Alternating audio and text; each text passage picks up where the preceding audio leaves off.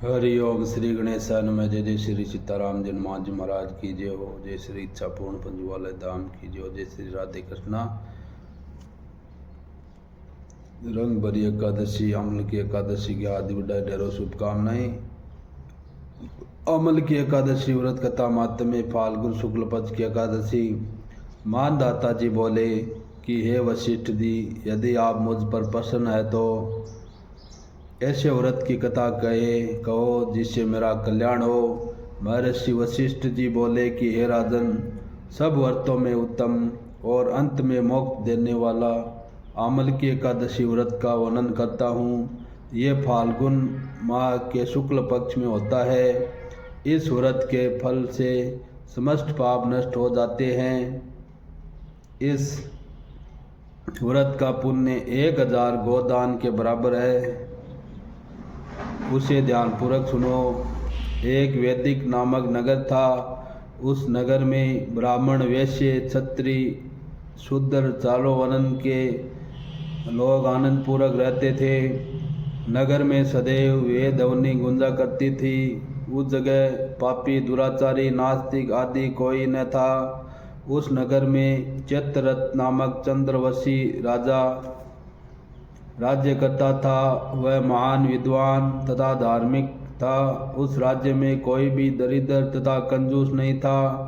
उस राज्य के सब निवासी विष्णु भगत थे। वहाँ के निवासी वृद्ध से बालक तक प्रत्येक एकादशी का व्रत करते थे। एक समय फाल्गुन मास के शुक्ल पक्ष की अमल नामक एकादशी आई। उस दिन राजा से प्रजा तक, वृद्ध से बालक तक सबने हर्ष सहित उस एकादशी का व्रत किया।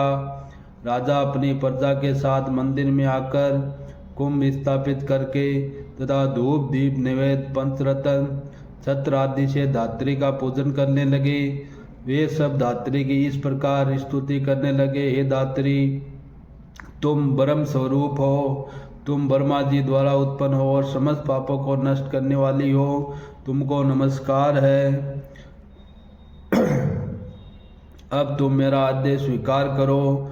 तुम श्री रामचंद्र जी के द्वारा सम्मानित हो। मैं आपसे प्रार्थना करता हूँ, मेरे समस्त पापों का हरण करो। उस दिवाली में रात्रि को सबने जागरण किया। रात्रि के समय उस जगह एक बहेलिया आया। वह महापापी तथा दुराचारी था। अपने कुटुंब का पालन वह जीव हिंसा करके करता था।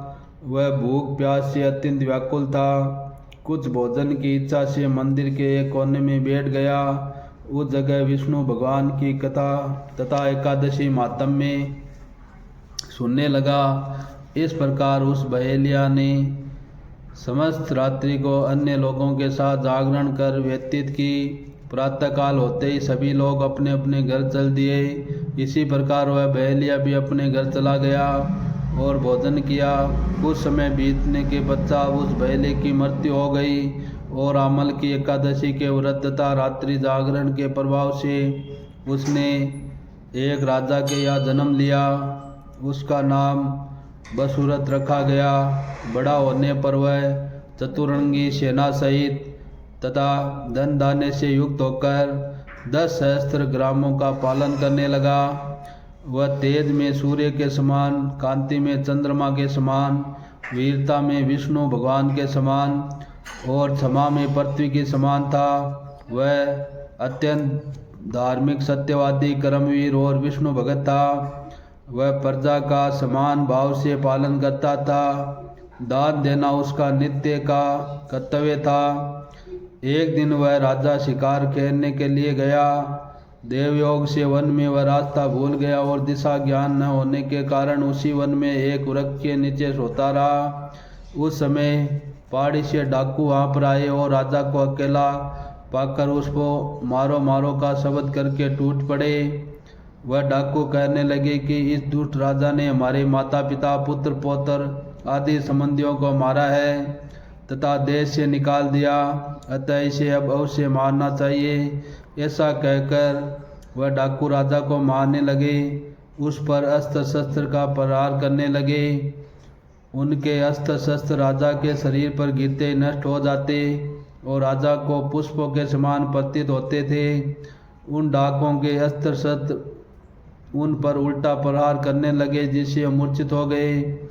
उस समय राजा के शरीर से एक दिव्य देवी प्रकट हुई। वह देवी अत्यंत सुंदर तथा सुंदर वस्त्रों से आभूषणों से अलंकृत थी। उसकी भरकुटी टेढ़ी थी, उसकी आंखों से लाल लाल अग्नि निकल रही थी।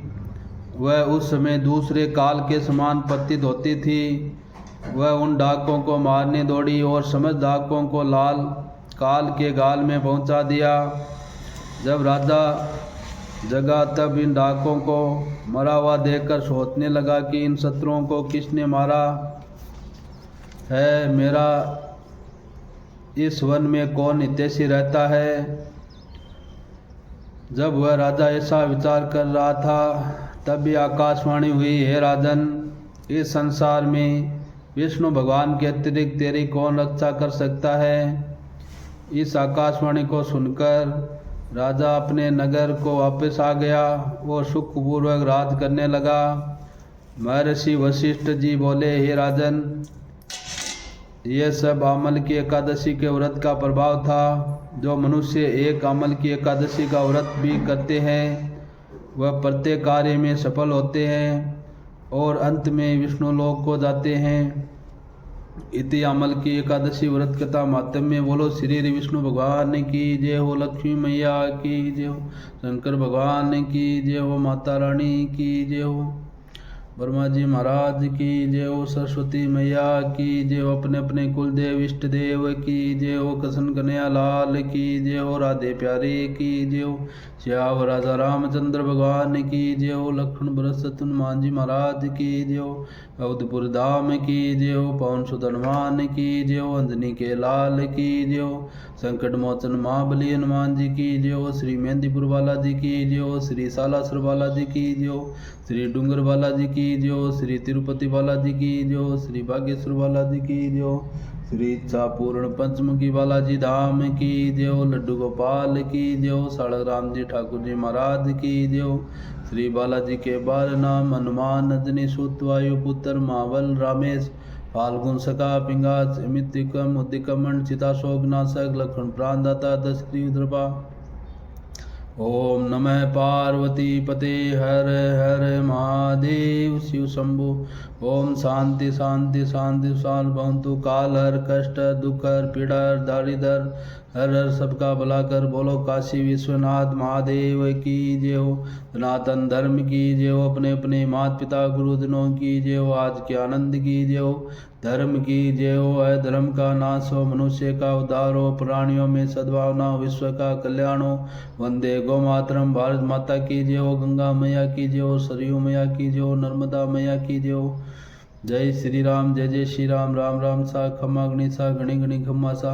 श्रीमन नारायण नारायण हरि हरि, भजमन नारायण नारायण हरि हरि, श्रीमन नारायण नारायण हरि हरि, भजमन नारायण नारायण हरि हरि, जय जय नारायण नारायण हरि हरि, श्रीमन नारायण नारायण हरि हरि, भजमन नारायण नारायण हरि